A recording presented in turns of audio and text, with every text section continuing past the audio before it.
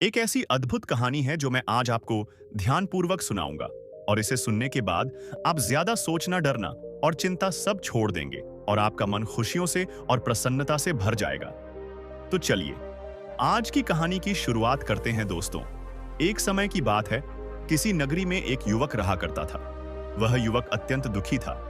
वह बहुत निराश था। उसे यह समझ नहीं आ रहा था कि आखिर इस दुनिया में हर व्यक्ति अपने मतलब के लिए क्यों जीता है। उसे हर जगह हर कोई केवल स्वार्थी नजर आता था। वह हमेशा यही सोचा करता कि उससे कोई प्यार नहीं करता, उसकी कोई परवाह नहीं करता। सब उससे मतलब के लिए अपने संबंध रखते हैं। मतलब खत्म हो जाते ही सब उसे अपने आप से दूर कर देते हैं। दोस्तों, हमारे जीवन में भी कुछ ऐसा ही होता है।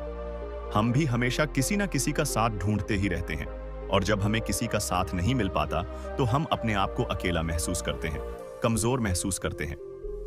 हमें लगता है कि इस दुनिया में हमारे जैसे कोई है ही नहीं। हमें कोई प्यार नहीं करता, हमारी कोई परवाह नहीं करता। लेकिन हम यह भूल जाते हैं कि अंत में तो हर किसी को अकेले ही जाना है। वह व्यक्ति अपने इस अकेलेपन से बहुत परेशान हो चुका था, जिस कारण एक दिन उसने अपना घर छोड़ दिया और एक रास्ते पर निकल पड़ा। उसके मन में कई सारे विचार थे। उन विचारों में मग्न होकर वह उस रास्ते पर आगे की ओर बढ़ता ही जा रहा था। तभी उसे रास्ते में एक आश्रम दिखाई पड़ा। वह उस आश्रम की ओर आगे बढ़ा। तभी उसने देखा कि एक गुरु अपने शिष्यों को ध्यान करना सिखा रहे हैं और उन्हीं शिष्यों में से एक शिष्य ने अपने गुरु से कहा है, गुरु, आखिर यह ध्यान क्या है और इस ध्यान को करने से हमें क्या लाभ? तभी वह गुरु अपने उस शिष्य के इस सवाल का जवाब देते हुए कहते हैं, पुत्र, ध्यान ही सच और ध्यान हमें अकेला कर देता है। हम जितने ज्यादा अकेले होते जाते हैं उतना ही हम ध्यान में उतरते चले जाते हैं और यही अकेलापन तुम्हें सत्य के मार्ग पर ले जाता है, तुम्हें सत्य की प्राप्ति करवाता है। वह युवक आश्रम के बाहर खड़े होकर यह सब कुछ देख रहा था, सुन रहा था। जैसे ही उसने उन गुरुवर के मुख से यह सारी बातें सुनी, वह दौड़ा दौड़ा उन गुरुवर के पास आया और कहने लगा, है गुरु, यदि ध्यान हमें अकेला कर देता है तो इसका मतलब यह हुआ कि मैं इन सब चीजों में श्रेष्ठ हूं। आप तो ध्यान का सहारा लेकर अकेले होते हैं, लेकिन मैं तो ऐसे ही अकेला हूं। मेरा ऐसा कोई नहीं है जिसे मैं अपना कह सकूं, जो मेरी परवाह करता हो, जो मेरा ख्याल रखता हो, और मैं अपनी राह पर अकेला ही चलता चला जा रहा हूं। उस व्यक्ति की यह सारी बातें सुनकर उन गुरुवर ने उस व्यक्ति को ध्यानपूर्वक देखा और उसके बाद उससे कहते हैं, भंते, अगर तुम अकेले हो तो तुम्हारे पीछे तुम्हारा पूरा परिवार, तुम्हारे मित्र, तुम्हारे शत्रु, तुम्हारे सगे संबंधी, इन सब को लेकर तुम कहां जा रहे हो? उन गुरुवर के मुख से यह बात सुनकर वह व्यक्ति चौंक उठा और उसने तुरंत ही पीछे मुड़कर देखा तो वहां पर कोई नहीं था। तभी वह उन गुरुवर से कहता है, हे गुरुवर, कौन है मेरे पीछे? कोई तो नहीं ना, मेरे परिवार वाले, ना मेरे मित्र, ना मेरे शत्रु और ना ही मेरे सगी संबंधी। मैं तो सबको पीछे छोड़ आया हूं क्योंकि कोई मुझे नहीं पूछता, कोई मेरी परवाह नहीं करता, कोई मेरा ख्याल तक नहीं रखता, यहां तक कि मेरी कोई आवाज तक नहीं सुनना चाहता। लेकिन जब किसी के ऊपर कोई समस्या आती है तो वह मुझे अवश्य याद करता है, पर बाकी समय पर वह मुझे पूछते तक नहीं। उन्हें यह तक खबर नहीं होती कि मैं किस हाल में हूं, मैं जिंदा भी हूं या नहीं। उन सबको इन सब चीजों से कोई फर्क नहीं पड़ता। उन गुरुवर ने उस व्यक्ति की यह बातें ध्यानपूर्वक सुनी और उसके बाद उस युवक से कहते हैं, भंते, तुम सही कह रहे हो, लेकिन जब तक तुम इन सभी को छोड़कर नहीं आते तब तक तुम भला अकेले कैसे हो सकते हो? वह व्यक्ति एक बार फिर से आश्चर्यचकित होकर पीछे मुड़कर देखता है और फिर उन गुरुवर से कहता है गुरुवर, यहां पर तो कोई नहीं है, मैं अकेला ही यहां पर आया हूं। लग रहा है कि आप मेरा मजाक उड़ा रहे हैं। मेरे पीछे कोई नहीं है, आप खुद देख तो फिर आप ऐसा क्यों कह रहे हैं कि जाओ और इन्हें छोड़कर आओ? जब मेरे साथ कोई है ही नहीं तो मैं भला उन्हें कहां छोड़ूं, कैसे छोड़ूं? उस युवक की यह सारी बातें सुनकर वह गुरुवर मुस्कुराने लगे और उस युवक से कहते हैं, भंते, आखिर तुम मुझसे क्या चाहते हो? इस पर वह युवक उन गुरुवर से कहता है, हे गुरुवर, मैं आपका शिष्य बनना चाहता हूं। मुझे कोई साथी चाहिए, मुझे अपना शिष्य बना लीजिए। मैं जीवन भर आपका आभारी रहूंगा। उस युवक की यह बातें सुनकर उन गुरुवर ने कहा, भंते, तुम चाहो तो यहां पर 1 महीने रह सकते हो, उसके बाद ही मैं यह निर्णय कर पाऊंगा कि क्या मुझे तुम्हें अपना शिष्य बनाना चाहिए या फिर नहीं। लेकिन तुम्हें मेरी एक बात माननी होगी। तुम्हें इन 30 दिनों के अंदर ध्यान का अभ्यास करना होगा। अगर तुम यह कर सकते हो तो तुम यहां पर अगले 1 महीने के लिए रुक सकते हो, अन्यथा तुम्हारे लिए यहां पर कोई जगह नहीं। उस व्यक्ति ने काफी सोच विचार कर उन गुरुवर से कहा है, गुरुवर, आप जैसा कहेंगे मैं वैसा ही करूंगा। आप चाहते हैं कि मैं इन 30 दिनों में ध्यान का अभ्यास करूं, तो मैं यह करने के लिए तैयार हूं। उस व्यक्ति ने उन गुरुवर की बात मान ली और आश्रम में ही रुक गया।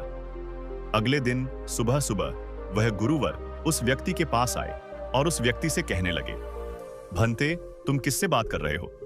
तुम्हारा ध्यान कहां है? इस पर वह व्यक्ति जवाब देते हुए कहता है, हे गुरुवर, मेरे साथ तो कोई नहीं है, मैं भला किससे बात करूंगा? मैं तो अकेला हूं। तभी वह गुरुवर उस व्यक्ति से कहते हैं, ठीक है, लेकिन अब ध्यान लगाओ, क्योंकि तुमने मुझे वचन दिया था कि इन 30 दिनों में तुम ध्यान का अभ्यास करोगे। उन गुरुवर के कहने पर वह व्यक्ति ध्यान करने बैठ जाता है।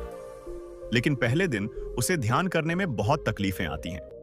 बहुत सारी परेशानियों का सामना करना पड़ता है, यहां तक कि वह ढंग से लगातार बैठ भी नहीं पा रहा था। उसके पैर मानो सुन्न से हो जाते और उसका पैर मानो काम करना ही बंद कर देता। यह सारी बातें वह गुरुवर देख रहे थे। तभी उन गुरुवर ने उस व्यक्ति से कहा, बंते, तुम जितना देर चाहो उतना देर बैठ सकते हो। यह ऐसा कोई जरूरी नहीं है कि तुम एकाएक लगातार बैठे ही रहो। यदि तुम्हें थोड़ी तकलीफ है तो तुम उठ सकते हो, टहल सकते हो और फिर आकर बैठ सकते हो। इतना कहकर वह गुरुवर वहां से चले गए। अगले दिन सुबह सुबह फिर वह उस व्यक्ति के पास आए और उस व्यक्ति से कहने लगे, भंते कौन है? किससे बातें कर रहे हो? कोई आया है क्या? उन गुरुवर की इस बात का जवाब देते हुए वह व्यक्ति उन गुरुवर से कहता है गुरुवर, यहां पर तो कोई नहीं है, आप खुद देख लीजिए, मैं भला किससे बातें करूंगा। तभी वह गुरुवर एक बार फिर उस व्यक्ति से कहते हैं, चलो ध्यान का अभ्यास करो। तभी वह व्यक्ति उन गुरुवर से कहता है गुरुवर, क्या केवल आंखें बंद करके बैठ जाना, इसे ही ध्यान कहते हैं? अगर इसे ही ध्यान कहते हैं तो यह तो बड़ा ही आसान है और इसे तो कोई भी कर सकता है, केवल आंखें बंद करके बैठना ही तो है। इसका जवाब देते हुए वह गुरुवर उस व्यक्ति से कहते हैं, भंते, केवल आंखें बंद करके बैठ जाना, इसे ध्यान नहीं कहते। ध्यान करने के लिए तुम्हें अपने मन को एकाग्र करना होगा। अपने मन को किसी एक चीज पर लगाना होगा। वह कोई भी चीज हो सकती है, बाहर की कोई आवाज या तुम्हारे भीतर से आने वाली यह सांसें, इन सांसों के अंदर और बाहर होने की आवाज। तुम ऐसी किसी भी चीज पर ध्यान लगा सकते हो जो लगातार वर्तमान समय में घट रही है, ताकि तुम्हारा पूरा ध्यान उस चीज पर एकाग्र हो और तुम्हारा ध्यान कहीं भी भटके नहीं, जिस कारण तुम उस पर ध्यान लगा पाओगे। और एक बात और याद रखना, जब तुम उस चीज पर ध्यान लगाओगे तो तुम्हारा ध्यान हटना नहीं चाहिए। इतना कहकर वह गुरुवर वहां से चले गए। अगले दिन जब वह सुबह सुबह एक बार फिर उस व्यक्ति से मिलने आए तो उन्होंने एक बार फिर उस व्यक्ति से कहा, भंते, आज कौन आया है? किससे बातें कर रहे हो? बड़ी जोर जोर से आवाज आ रही है। तुम यहां पर खुद शांति पाने आए हो या फिर दूसरों को अशांत करने के लिए? वह व्यक्ति उन गुरुवर से कहता है गुरुवर, पर यहां पर तो कोई है ही नहीं, तो मैं भला किससे बात करूंगा? यहां तक कि अभी तक मेरे मुख से एक शब्द तक नहीं निकला है, तो फिर आपको कैसे जोर जोर की आवाजें कहां से आ रही हैं? और जब मैंने एक शब्द भी नहीं बोला तो मैं भला दूसरों के लिए अशांति का कारण कैसे बन सकता हूं? तभी वह गुरुवर उस व्यक्ति से कहते हैं, ठीक है, चलो ध्यान का अभ्यास करो। तभी वह व्यक्ति उन गुरुवर से कहता है, हे गुरुवर, मेरा एक प्रश्न है, क्या मैं आपसे पूछ सकता हूं? तभी वह गुरु वह उस व्यक्ति से कहते हैं, पूछो, तुम्हें क्या पूछना है? तभी वह व्यक्ति उन गुरुवर से कहता है गुरुवर, आप कहते हैं किसी भी एक चीज पर ध्यान लगाओ जो वर्तमान समय में घट रही हो, उस पर अपना पूरा ध्यान लगा दो। लेकिन जब मैं अपनी सांसों पर या फिर किसी ऐसी चीज पर ध्यान लगाने का प्रयास करता हूं जो लगातार घट रही है, तो मेरा ध्यान लगातार नहीं रह जाता। मैं पल पल भटकता रहता हूं। कभी मुझे कुछ याद आने लगता है तो कभी मुझे कुछ और याद आने लगता है। वह पुरानी चीजें, वह पुरानी यादें मेरा पीछा नहीं छोड़ती। आपके कल यहां से चले जाने के बाद मैंने ध्यान करने के लिए बहुत प्रयास किया, लेकिन वह पुरानी यादें बार बार मुझे याद आ रही थी। जिस कारण मैं एक चीज पर ध्यान लगा ही नहीं सका। तो अब मुझे क्या करना चाहिए? उस व्यक्ति की यह सारी बातें सुनकर वह गुरु मुस्कुराने लगे और वहां से चले गए। उन गुरुवर की हंसने की वजह उस व्यक्ति को समझ नहीं आई। अगले दिन सुबह सुबह एक बार फिर वह गुरु उस व्यक्ति के पास पहुंचे और कहा, भंते, यह तुम क्या कर रहे हो? इतना आलस, चारों ओर आलस ही आलस फैला हुआ है। अपने पास से आलस को भगाओ, अन्यथा यह तुम पर हावी हो जाएगा और फिर तुम हमेशा इसके अधीन बनकर रहोगे। तभी वह व्यक्ति गुरुवर से कहता है गुरुवर, आप तो रोज एक ही बात कहते हैं कि यहां पर कोई है, लेकिन मुझे तो कोई नजर आता ही नहीं। आप ही बताइए, यहां पर कौन है? तभी वह गुरु वह उस व्यक्ति से कहते हैं, ठीक है, चलो अभ्यास के लिए चलते हैं। तभी वह व्यक्ति उन गुरुवर से कहता है गुरुवर, मेरा एक प्रश्न है, आपकी आज्ञा हो तो मैं आपसे पूछना चाहता हूं। है गुरुवर उस व्यक्ति से कहते हैं, हां पूछो, क्या प्रश्न है तुम्हारा? तभी वह व्यक्ति उन गुरुवर से कहता है, हे गुरुवर, आपकी कृपा से अब मैं पहले से बेहतर तरीके से ध्यान कर पा रहा हूं, लेकिन अभी भी मुझे एक समस्या आ रही है, और वह यह है कि जब भी मैं अपनी सांसों पर ध्यान देता हूं तो मेरा मन एकाग्र तो होता है और मैं पहले से ज्यादा और अच्छी तरह से ध्यान भी लगा पाता हूं, लेकिन ध्यान लगाते लगाते मुझे नींद आने लगती है और मैं सो जाता हूं। फिर उसके बाद मुझसे ध्यान नहीं हो पाता। उसके बाद केवल बस मुझे नींद ही नींद आती रहती है और मैं ध्यान की तरफ फिर अपने आप को मोड़ नहीं पाता। उस व्यक्ति की यह बात सुनकर वह गुरुवर उस व्यक्ति से कहते हैं, यह तो अच्छी बात है। इतना कहकर वह वहां से चले जाते हैं। 5वें दिन जब सुबह सुबह वह गुरुवर उस व्यक्ति के पास पहुंचते हैं तो वे कहते हैं, भंते, तुमने इतने लोगों को क्यों बुला रखा है? इतने सारे लोग तुम्हें ध्यान नहीं करने देंगे। तुमने इतने सारे लोगों को क्यों बुलाया है?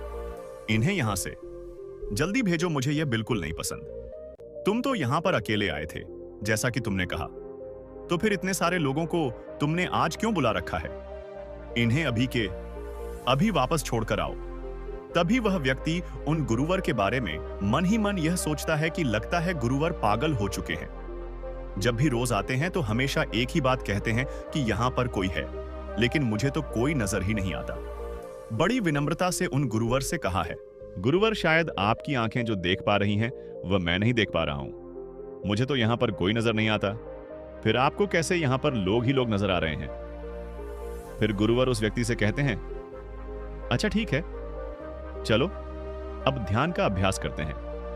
तभी वह व्यक्ति उन गुरुवर से कहता है, गुरुवर, मुझे ध्यान के वक्त नींद आती थी, जैसा कि मैंने आपको बताया था। उस पर तो मैंने नियंत्रण पा ली, लेकिन अब जब भी मैं ध्यान करने बैठता हूं, किसी एक चीज पर अपना ध्यान केंद्रित करता हूं, तो मेरे मन में विचारों का सैलाब होता है, मानो विचारों की बांट सी आ जाती है।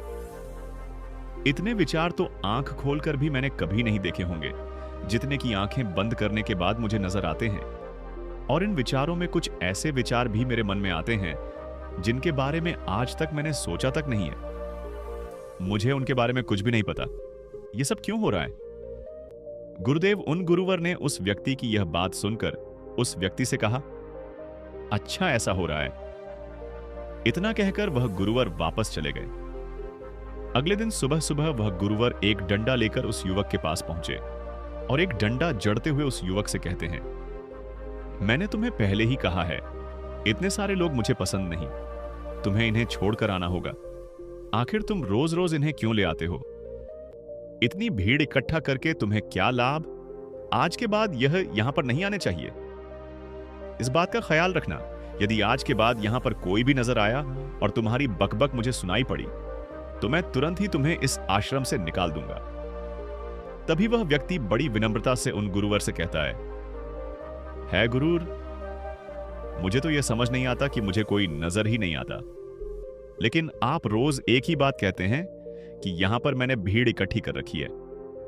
जिन लोगों को भी मैंने लाया है उन्हें मुझे छोड़कर आना होगा, लेकिन मैं आपसे हर रोज एक ही बात कहूं कि मुझे कोई नहीं नजर आता, ना ही मुझे कोई यहां पर दिखाई पड़ता है और ना ही मैं अपने मुख से एक शब्द भी निकालता हूं, लेकिन फिर भी आप कहते हैं कि आपको लोगों की आवाजें सुनाई पड़ रही हैं।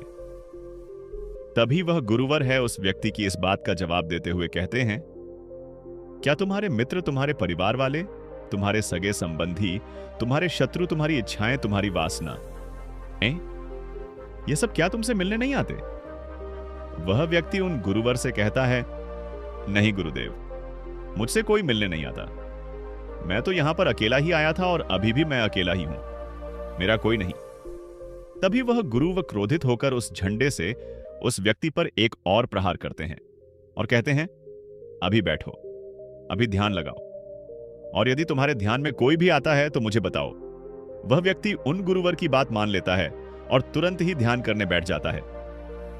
कुछ देर तक तो वह काफी शांत रहता है, लेकिन कुछ देर बाद ही वह उन गुरु से कहता है गुरुदेव, मेरा भाई मुझसे मिलने आया है, साथ में मेरे पिताजी भी हैं। दोनों बहुत दुखी हैं क्योंकि मैं उन्हें छोड़कर यहां जो चला आया हूं, मेरे भाई की तबीयत भी कुछ ठीक नहीं लग रही। वह मुझे बुला रहे हैं। मेरे बड़े भाई की पत्नी अर्थात मेरे भाभी मेरे बड़े भाई के साथ अच्छा व्यवहार नहीं कर रही, और तो और मेरी प्रेमिका भी आई हुई है। वह मुझसे पूछ रही है कि क्या तुम मुझसे शादी करोगे या फिर मैं किसी और से शादी कर लूं। वह भी बहुत दुखी नजर आ रही है। और इतना ही नहीं, मेरे कुछ मित्र भी पीछे खड़े हैं जिनसे मैंने कुछ कर्ज लिए थे। आज वह मुझसे अपना कर्जा मांगने आए हैं, मुझे धोखेबाज कह रहे हैं, मुझे अपशब्द बोल रहे हैं, और वह साथ में मेरे कुछ शत्रुओं को भी लाए हैं। लेकिन मेरे शत्रु मुझे मारना नहीं चाहते। वह तो यह कह रहे हैं कि तू तो पहले से ही मरा हुआ है, तुझे और क्या मारना। इतना कहकर वह व्यक्ति कुछ देर के लिए शांत हो गया, लेकिन उसी के बाद फिर कुछ देर बाद वह एक बार फिर से उन गुरुवर से कहने लगा, है गुरुवर, अब मेरे पास एक बहुत बड़ा घर है, इसे मैंने खरीद लिया है। मैं, मेरे पिता, मेरी माता, मेरा भाई, मेरी भाभी, सभी इसमें बहुत मिलजुल के रह रहे हैं। हम बहुत खुश हैं। मैं अब अपने मित्रों से अत्यधिक अमीर हूं। मेरे पास बेशुमार धन दौलत है, और तो और मैंने अपनी प्रेमिका से शादी भी कर ली है और इसका जश्न बना रहे हैं। इतना कहकर वह व्यक्ति एक बार फिर शांत हो गया, और फिर कुछ देर बाद और फिर एक एक बार उन गुरुवर से कहता है गुरुवर, मुझे कोई मारने का प्रयास कर रहा है। लगातार वह मुझ पर प्रहार कर रहा है। मैं उसका चेहरा देखने का प्रयास कर रहा हूं, लेकिन मुझे उसका चेहरा नजर नहीं आ रहा। इतना कहते कहते वह उन गुरुवर से कहता है, गुरुदेव, ये तो आप हैं जो मुझे मार रहे हैं, और यह भी कह रहे हैं कि इतनी भीड़ को लेकर क्यों आए हो और इन्हें लेकर कहां जा रहे हो। मेरे साथ तुम्हें अकेले ही चलना होगा। इतना कहकर वह व्यक्ति ध्यान से उठ गया और उनको रुके चरणों में गिर पड़ा और उनसे कहने लगा, हे गुरुदेव, आप सही थे। आप जो हमेशा कहते थे कि इस भीड़ को लेकर मैं कहां जा रहा हूं। आप हमेशा यही कहते थे कि इन सबको छोड़कर आओ, लेकिन मुझे कोई नजर नहीं आता था। लेकिन आज मैंने उन सबको देख लिया जिन्हें मैं अपने साथ लेकर आया था, जिन्हें मैं अपने साथ लेकर घूम रहा था। हर कोई मेरे साथ ही है, मेरे पास है। लेकिन मैं यह सोच रहा था कि आखिर मैं इतना बेचैन क्यों हूं और मेरी बेचैनी की वजह क्या है। उस व्यक्ति की यह सारी बातें उन गुरुवर ने ध्यानपूर्वक सुनी, और उसके बाद वह वहां से चुपचाप उठकर चले गए। उसके बाद से वह गुरुवर उसके पास कभी नहीं आए। लेकिन वह व्यक्ति हर रोज ध्यान का अभ्यास कर रहा था, और पूरे 1 महीने बाद जब वह उन गुरुवर के पास पहुंचा तो उन गुरुवर से कहने लगा, है गुरुवर, जैसा कि आप कहते थे कि मैं हमेशा अपनी भीड़ को अपने साथ लेकर घूमता हूं, तो आज मैंने उस भीड़ को विदा कर दिया है और अब मैं बिल्कुल अकेला हूं। मेरे साथ कोई नहीं, मेरे साथ आप भी नहीं हैं, यहां तक कि मैं खुद अपने साथ नहीं हूं। मैं एक परम शांति महसूस कर रहा हूं। अब मुझे ऐसा प्रतीत होता है कि अब मेरे जीवन में कोई समस्या नहीं है, कोई समाधान नहीं है। मैं बहुत हल्का महसूस कर रहा हूं, मैं बहुत अच्छा महसूस कर रहा हूं, और इस शांति में जो आनंद है इसका क्या कहना। तभी वह गुरुवर उस व्यक्ति से कहते हैं, भंते, अगर तुम चाहो तो इस अकेलेपन को लेकर तुम अपनी दुनिया में वापस जा सकते हो। अब व्याधि तुम उस संसार में वापस भी लौट जाओ। भले ही लोग तुम्हारे आसपास क्यों ना रहे, भले ही पूरी भीड़ तुम्हारे साथ क्यों ना रहे, लेकिन फिर भी तुम अकेले ही रहोगे। फिर चाहे वह तुम्हारे रिश्तेदार हो, सगे संबंधी हो, परिवार वाले हो, तुम्हारे मित्र, तुम्हारे शत्रु, तुम्हारी भावनाएं या फिर तुम्हारी प्रेमिका, इन सब के साथ रहकर भी तुम पूर्ण रूप से अकेले ही रहोगे। और इतना ही नहीं, तुम्हारे जीवन में जब भी कोई बुरी परिस्थितियां आएंगी तब भी तुम बिल्कुल अकेले और शांत रहोगे, और तुम हर परिस्थितियों का समाधान निकालने में भी अब पूरी तरह सक्षम हो चुके हो। और यदि अब तुम चाहो तो मैं तुम्हें अपना शिष्य बना सकता हूं, क्योंकि हो सकता है तुम्हें यह लग रहा हो कि यह 30 दिन तो पूरे खत्म हो चुके, लेकिन ध्यान का मार्ग अभी शुरू हुआ है। और याद रहे कि अभी तो बहुत कुछ सीखना है, जानना है, लेकिन कुछ रखना नहीं है। यह मार्ग अभी शुरू हो रहा है, और यह मार्ग अति लंबा है, और इस मार्ग की शुरुआत शांति से ही होती है।